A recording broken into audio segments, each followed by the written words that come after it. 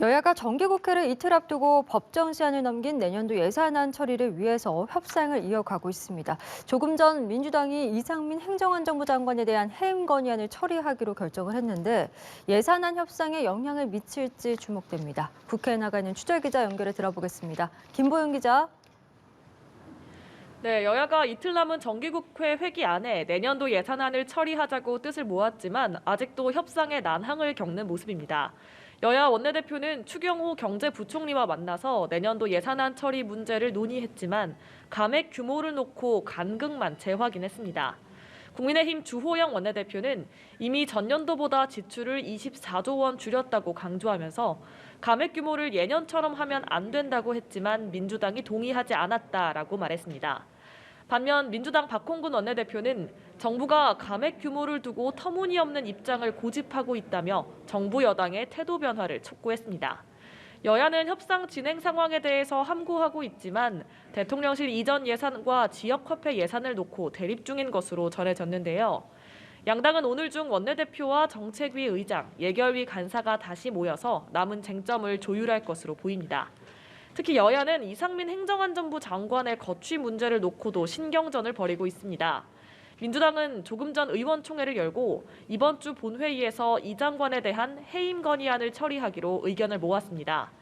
여당은 국정조사 전에 이 장관에 대한 해임 건의안을 처리하는 건 합의 파기라며 예산안 협상에도 영향을 줄 거라고 지적해 왔는데요.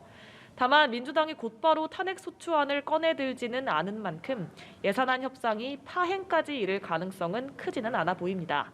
하지만 민주당은 협상이 잘 안 될 경우에 대비해서 감액 위주의 예산안을 따로 준비해놨다며 여당을 향한 압박을 이어가고 있습니다. 네, 김보영 기자. 여당 상황도 좀 살펴보겠습니다. 이른바 친윤계 의원들을 주축으로 하는 당내 최대 공부 모임이 오늘 발족을 했다고요? 네, 그렇습니다. 국민의힘 당내 공부 모임 국민공감이 오늘 첫 모임을 가졌습니다.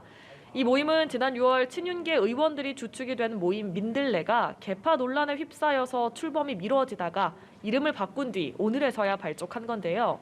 오늘 모임에는 국민의힘 의원 115명 중 무려 71명이 참석하며 사실상 의원총회를 방불케 했습니다. 국민공감은 순수 공부 모임을 표방하고 있지만 내년 3월 초로 예상되는 전당대회를 앞두고 친윤계의 구심점이 될 거란 관측이 나옵니다. 그래서인지 김기현, 안철수 의원 등 이미 전당대회 출마를 선언한 당권 주자들은 물론이고요.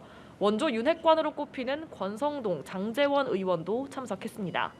특히 권성동, 장제원 의원은 최근 주호영 원내대표가 차기 당대표는 수도권과 MZ세대를 공략해야 한다고 발언한 것을 공개적으로 비판하기도 했습니다. 권 의원은 당대표가 어느 지역 출신이라고 못 박는 것은 적절치 않다고 지적했고요. 장 의원은 심판을 보실 분이 기준을 만드는 건 옳지 않다고 말했습니다. 지금까지 국회에서 전해드렸습니다.